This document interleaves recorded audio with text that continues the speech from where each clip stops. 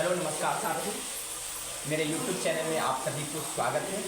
आज पुनः फिर से हम लोग डिस्कशन करने वाले हैं जो बिहार लेखपाल को जो एग्जामिनेशन होने वाली थी उसके बारे में। तो चलते हैं। बिहार लेखपाल एग्जामिनेशन में थोड़ा सा डिले हो रही है, उसका यही वजह है कि जो एग्जामिनेशन कंडक्ट करने वाला जो एजेंसी थी आउटसोर्सिंग, उसका नाम था बिहार ग्राम स्वरोजगार योजना सोसाइटी। इस एजेंसी में कुछ बदलाव लाया गया है।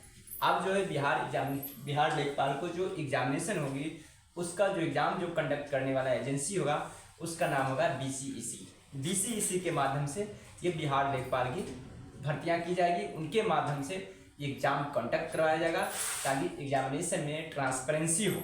चूँकि इसमें बहुत सारे क्लेम आ गया था, चूँकि जो आउटसोर्सिंग इसका एग्ज़ाम कंडक्ट करवाती और कंडक्ट करके गवर्नमेंट को रिक्रूट करके एम्प्लॉय प्रोवाइड करती, मैन पावर प्रोवाइड करती। अब उस एजेंसी में बदलाव कर दिया गया।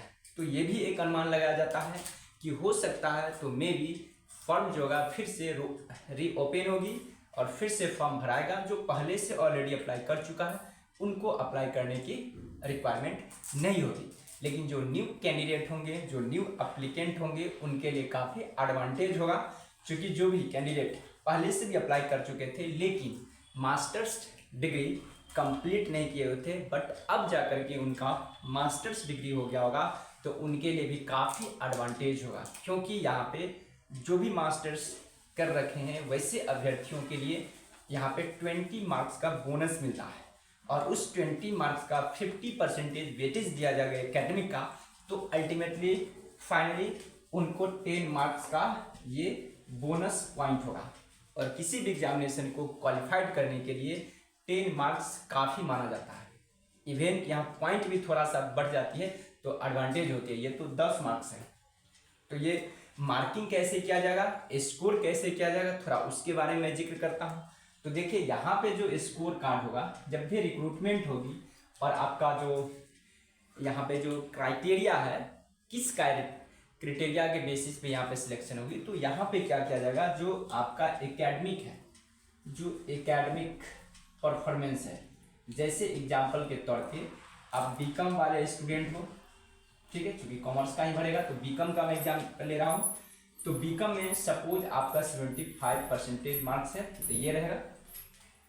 यदि आप एमकॉम कर रहे हो, एमकॉम हो या सीए है, ठीक ना, तो आपको यहाँ पे क्या होगा, कितना भी परसेंटेज क्यों ना हो, ठीक ना, यहाँ पे क्या समझे 75% यदि बीकॉम में हो तो आपका मार्क्स ऐड होगा 75।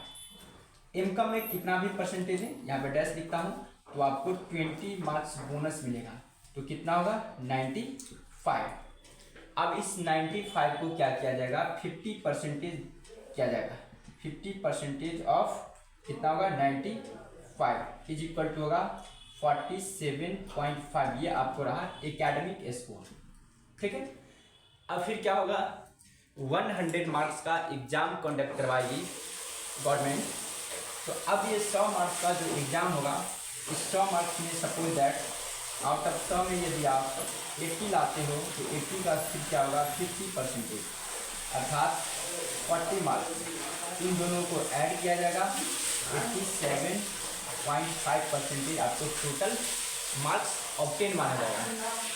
अब टोटल 87.5% जो आपको मार्क्स आएंगे, जो टोटल मार्क्स आपने ऑब्टेन किया, अब इसके बेसिस पे कट ऑफ जारी किया जाएगा, ठीक ना। अलग अलग कैटेगरीज वाइज जनरल होगा, ईडब्ल्यूएस होगा, ओबीसी में BC2 होगा, BC1 होगा, SC होगा, SC का सबका अपना अपना कट ऑफ होगा और उस कट ऑफ में यदि आप आते हो तो आपका सिलेक्शन होगा। इसका मतलब ये हुआ जो मास्टर्स, अल्टीमेटली मैंने पहले भी बता चुका था कि लेखपाल में उन्हीं का नियुक्ति होगा जो अल्टीमेटली जो मास्टर्स डिग्री कंप्लीट कर रखे। अगर मास्टर्स डिग्री नहीं है तो उनको काफ़ी मील का पत्थर होगा, उनके लिए माइलस्टोन की सामना करना पड़ेगा। क्योंकि यदि उनको ये 20 मार्क्स नहीं मिलती है तो यदि वो 80 के जगह पे उनको 95, 97, 100 में 97, 98 मार्क्स ऑब्टेन करना पड़ेगा, तभी जाकर के उनको नौकरियाँ होंगी, जो ये संभव नहीं है। 100 में कंपटीशन में 98, 99% लाना संभव नहीं है। हाँ, लाने वाला लाते भी है, तो रेयर केस में ऐसा होगा। इसलिए जो भी मास्टर्स डिग्री हैं, जिनको एमकॉम है या कोई सीए है, तो उनके लिए काफ़ी गोल्डन अपॉर्चुनिटी है। तो आई होप कि आपको इस तरह से समझ में आ गया होगा। Okay, bye bye, have a nice day.